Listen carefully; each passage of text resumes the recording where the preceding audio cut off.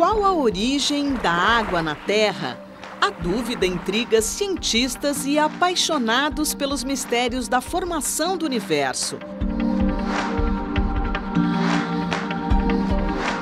Uma pesquisa recente chega a nova conclusão sobre a fonte da vida no nosso planeta. Segundo estudo publicado na revista Nature, a água pode ter surgido da interação entre a atmosfera, rica em hidrogênio, e os oceanos de magma, que existiam no início da formação da Terra. As descobertas ao longo de décadas sobre os exoplanetas que ficam fora do nosso sistema solar ajudaram a entender que planetas recém-formados têm uma atmosfera muito rica em hidrogênio molecular, o H2, durante os primeiros milhões de anos. Quando a Terra ainda era embrionária, as interações entre o magma, massa de rochas derretidas e a atmosfera de hidrogênio teriam dado origem à água, que cobre cerca de 70% da superfície da Terra. Enigmas de um cosmo ainda desconhecido. Está no ar o Repórter Eco, com informações sobre uma especiaria famosa, um estudo sobre a Mata Atlântica e a arte fotográfica da Amazônia.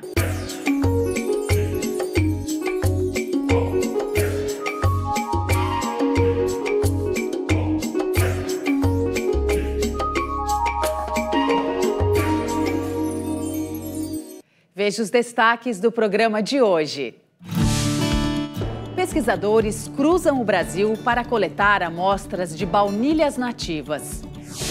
Os desmatamentos e a fragmentação de ambientes colocam em risco as árvores só encontradas em um dos biomas mais ameaçados do país. E exposição no Museu de Arte Moderna de São Paulo reúne fotos da maior floresta tropical do mundo pelo olhar de George Love.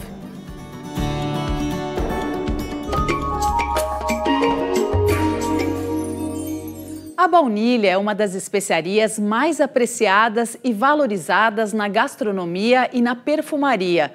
Pesquisadores da Embrapa percorreram mais de 10 mil quilômetros do Brasil em busca de espécies nativas da fava. Os cientistas acreditam que apenas 3 espécies, levadas do México para a Europa, deram origem a todas as baunilhas cultivadas no mundo.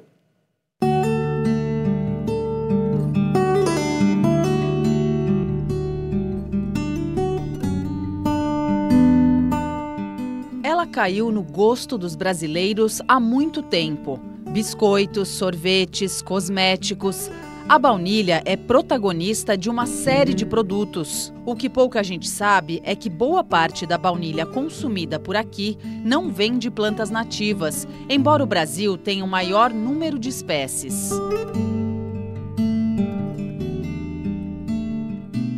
Originalmente, a baunilha foi levada do México para a Europa. De lá, ganhou o mundo.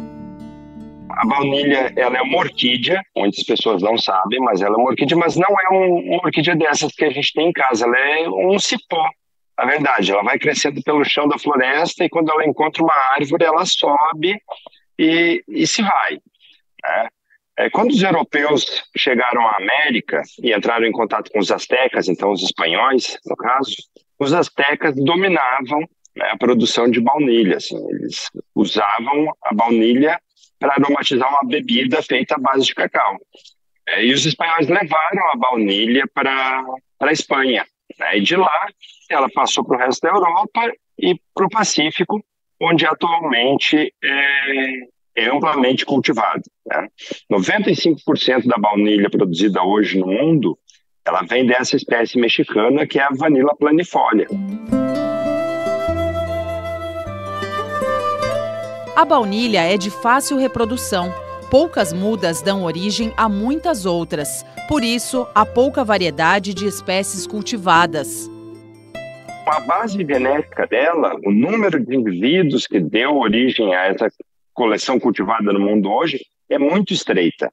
Estima-se que cerca de 3 indivíduos levados do México para a Europa são a base de toda a baunilha cultivada no mundo. Em busca de espécies de baunilhas nativas do Brasil, 3 expedições científicas realizadas pela Embrapa Cerrados entre 2022 e 2023 percorreram mais de 10.000 quilômetros pelo Cerrado, Mata Atlântica e Amazônia, nos estados do Mato Grosso, Bahia e Pará.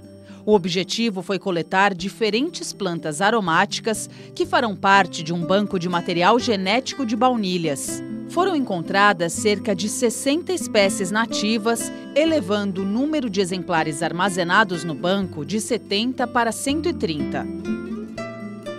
O Brasil tem espécies endêmicas, nós temos material endêmico ali, mas a maioria das espécies ocorre em outros países também que fazem fronteira com o Brasil.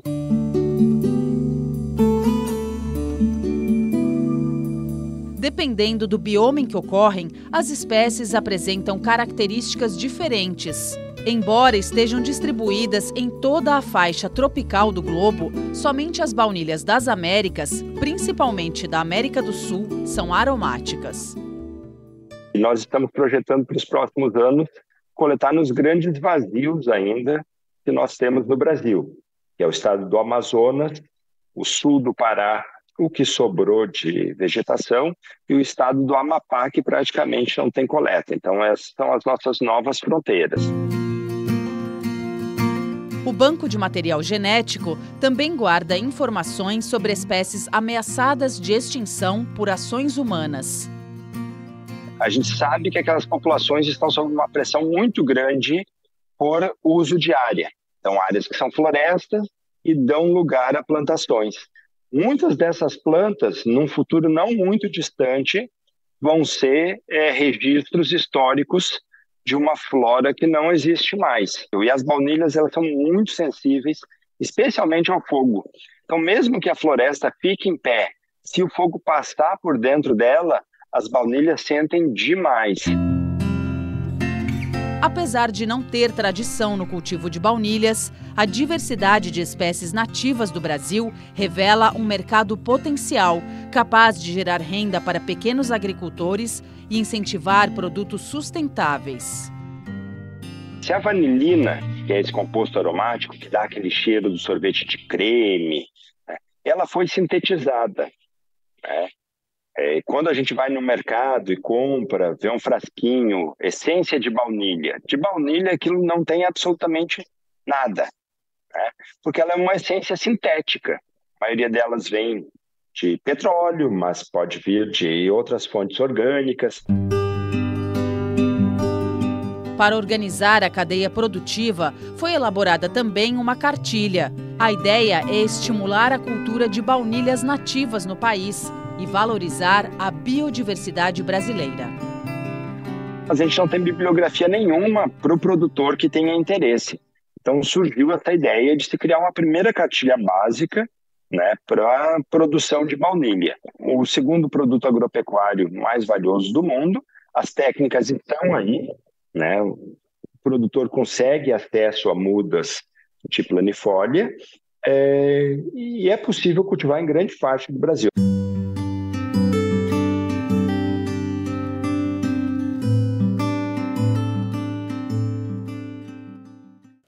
Agora, vamos às notícias socioambientais que tiveram destaque.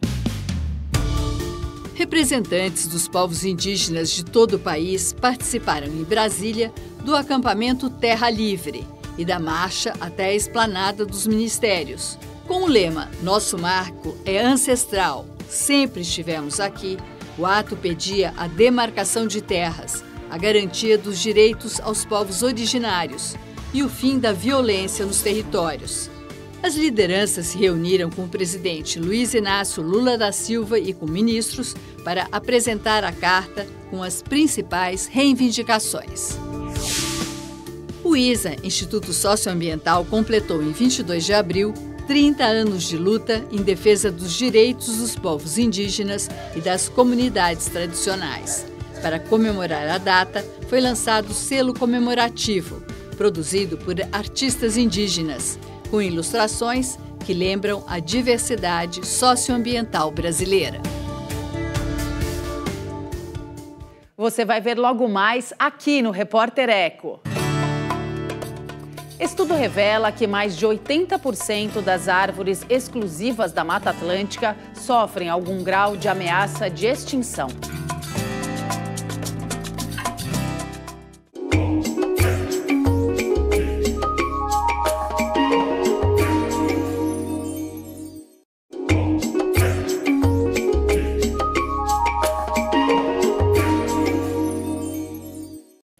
A Mata Atlântica é uma das florestas mais ricas em biodiversidade e também uma das mais ameaçadas do mundo. Cerca de 80% das mais de 2.000 espécies de árvores que só ocorrem no bioma sofrem risco de extinção.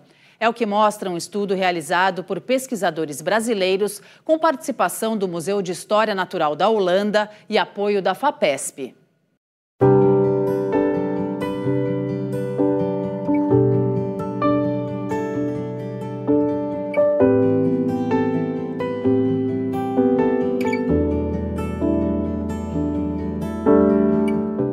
Araucária, uma das árvores mais bonitas da Mata Atlântica.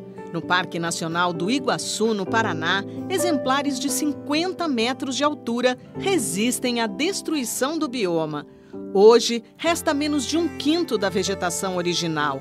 Na lista vermelha das espécies da flora brasileira ameaçadas de extinção, a araucária está classificada na categoria em perigo, assim como a erva mate, que na floresta cresce à sombra de outras árvores, e a palmeira jussara, que foi muito explorada por causa do palmito usado na culinária. As populações silvestres das três registram queda de pelo menos 50%.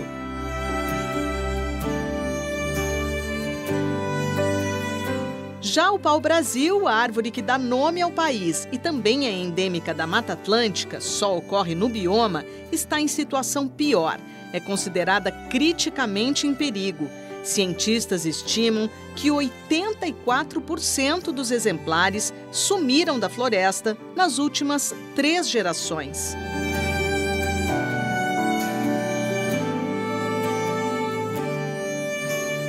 82% das mais de 2.000 árvores exclusivas do bioma correm risco de extinção. A conclusão é do estudo liderado por pesquisadores brasileiros, publicado na revista Science. Entre eles, Renato Lima, professor e pós-doutorando da Universidade de São Paulo, que atua na Exalc, a Escola Superior de Agricultura Luiz de Queiroz. Ele é mestre em recursos florestais e doutor em ecologia. O principal fator de ameaça foi o desmatamento, o uso madeireiro, em especial em excesso e ilegal, todos os efeitos indiretos da ação humana, que incluem fragmentação de ambientes, então a degradação florestal, fogo.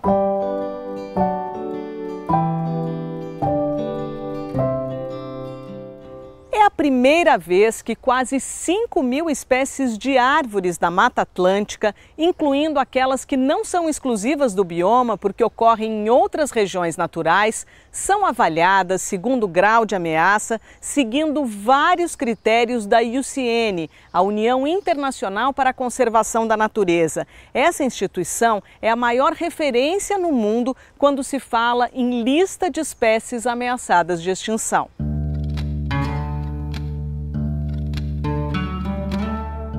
A juerana é árvore da Mata Atlântica, mas ocorre também na Amazônia, ou seja, não é exclusiva.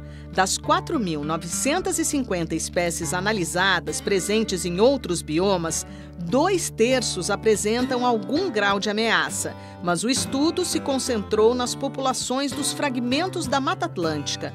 A floresta tem cerca de 2.450 espécies de árvores, arbustos, palmeiras e samambaiaçus endêmicos. Dessas, citadas genericamente como árvores, 2.025 espécies estão incluídas nas categorias em perigo, a maioria, vulnerável e criticamente em perigo. 13 espécies exclusivas do bioma foram identificadas como possivelmente extintas. Não tem registros de ocorrência confirmados nos últimos 50 anos, mas 5 tidas como extintas na natureza foram redescobertas pelo estudo. Eu acho que a notícia boa é que já faz algumas décadas o desmatamento da Mata Atlântica tem diminuído, então a tendência é que o impacto do desmatamento sobre essas espécies que sobraram, os fragmentos da Mata Atlântica que sobraram, vão sofrer menos pelo desmatamento, mas a má notícia é que esse desmatamento na Mata Atlântica ainda não é zero. Isso é uma bandeira que a SOS Mata Atlântica, essa ONG tão importante para a defesa desse bioma, traz. Outra boa notícia é que se a gente conseguir usar espécies ameaçadas de extinção da Mata Atlântica na restauração da Mata Atlântica, a gente pode talvez recuperar as populações de alguma delas.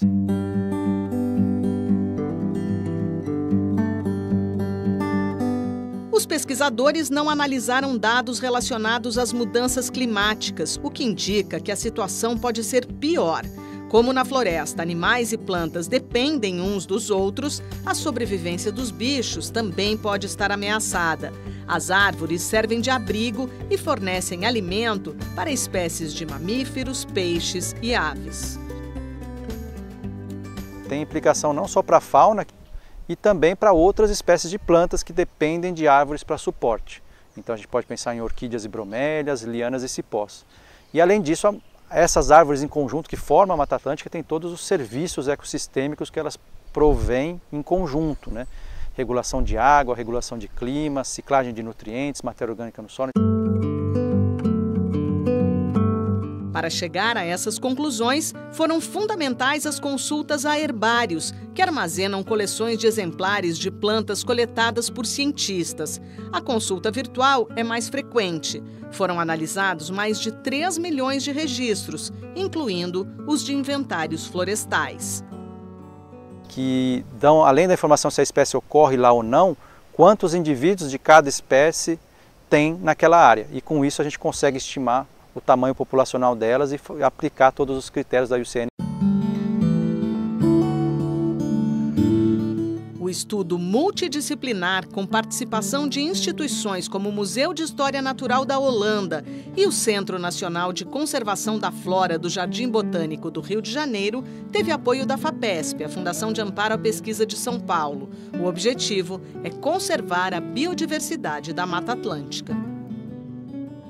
Para a gente poder tomar medidas para evitar que centenas de espécies da Mata Atlântica sejam extintas nas próximas décadas. E a gente já está estudando maneiras de como fazer isso, não só para outros biomas, né, para incluir Cerrado, Amazônia, o mesmo procedimento para fazer avaliações na escala do bioma inteiro. E também pode ser usado na Mata Atlântica para outras formas de vida, para orquídeas e bromélias, para ervas e outros grupos de plantas dentro do mesmo bioma.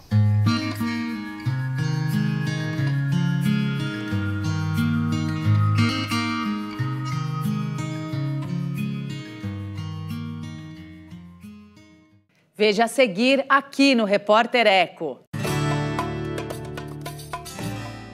As imagens da Amazônia, feitas pelo fotógrafo George Love, estão na retrospectiva promovida pelo Museu de Arte Moderna de São Paulo.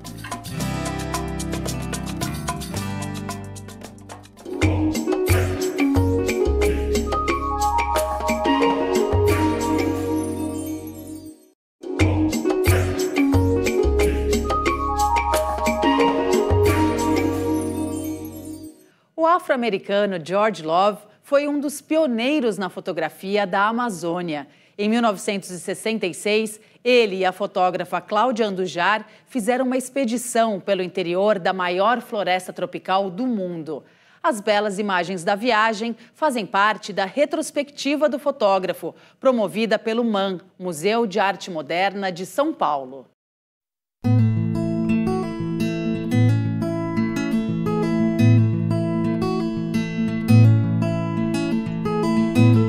Uma Amazônia imaginada, vista do alto, recriada com muita cor, marca a fotografia de George Love, afro-americano que teve forte ligação com o Brasil a partir dos anos 60. Representante da fotografia autoral, se distanciou da representação fiel e literal da realidade. Como que eu podia fotografar a paisagem da Amazônia, eu disse que para mim isto apenas podia ser feito do ar, por causa da imensidão do assunto, da necessidade de deslocamentos dentro de uma área muito grande, como é que você ia fotografar a planeta Terra? Bom, sabendo o que sabemos hoje, seria no espaço.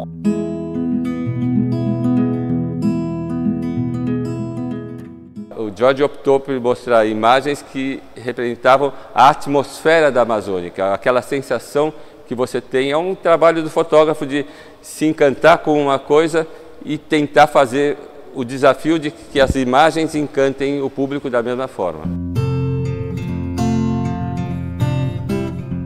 O fotógrafo Zé Deboni é curador da exposição George Love Além do Tempo, primeira grande retrospectiva do artista, em exibição no MAM, o Museu de Arte Moderna de São Paulo.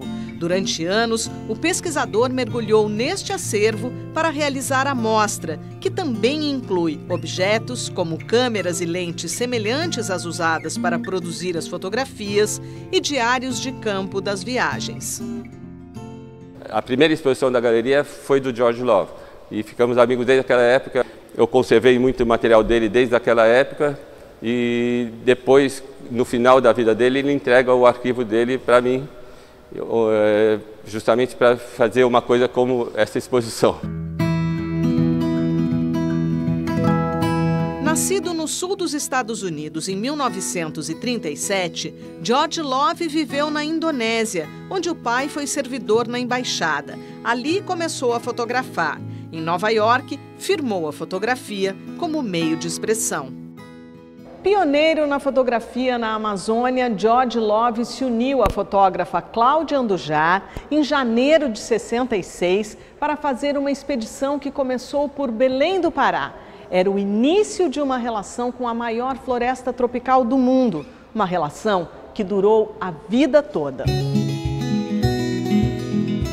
Estes são retratos raros de indígenas da etnia Xikrin. Ao longo dos anos, foi Cláudia, companheira dele e parceira de trabalho, inclusive ensinando em dupla fotografia no MASP, quem se dedicou às fotos dos indígenas. Love focou na paisagem. Ele não sabe da imensidão que era, de como era difícil penetrar na Amazônia. Uma viagem sofrida de 15 dias dentro de um barco para chegar numa aldeia de índio. Passando por 30 e tantas corredeiras, coisas que você não sabe se vai sair vivo depois, no próximo dia. Em 1971, a revista Realidade revelou uma Amazônia desconhecida para os brasileiros, por meio das fotos da dupla. A capa era de Andujar, o rio que se estende pela floresta como um homem de braços abertos, de Love. 7 anos depois, apesar do término do casamento, mantiveram a parceria e publicaram Amazônia, este livro-arte, editado sem explicações sobre as imagens, mas que foi censurado pela ditadura militar por causa do texto de abertura do poeta Tiago de Mello. E ele propunha uma Amazônia livre, onde, com respeito aos habitantes originais, numa época onde estava acontecendo justamente a expansão do Brasil das fronteiras amazônicas mesmo, e a, vamos dizer, invasão daquele território, que hoje a gente sabe no que deu. Então o livro foi censurado e a tiragem foi limitada. Ficou um objeto de culto que poucas pessoas têm e é muito valorizado hoje. A mostra traz outros temas, como um ensaio de fotos sobre São Paulo, mas os retratos da paisagem da Amazônia, que também geraram livros como Service Order 8696 e Alma e Luz sobre a bacia amazônica, prevalecem. George Love afirmou que a fotografia era um autorretrato e, assim, o artista se fundiu à Amazônia. Inclusive, toda a fotografia, assim chamada boa, conseguiu ser um autorretrato. E era que através deste egoísmo, certo? Ideia do autorretrato, que o fotógrafo tentava chegar a um termo de entendimento comum. Vou me retratar no espelho, curiosamente, para poder ver melhor aquilo que está atrás. De volta aos Estados Unidos, George Love morreu de câncer aos 58 anos. O George tinha guardado imagem de fogo transamazônica sendo aberta, de queimadas, de terra destruída, terra arrasada pela seca, mas ele nunca mostrava, porque era um choque que até combina com a ideia dele. O George optou pela beleza e pelo encanto visual, e que transmitia, como ele falava inicialmente, a experiência do ambiente.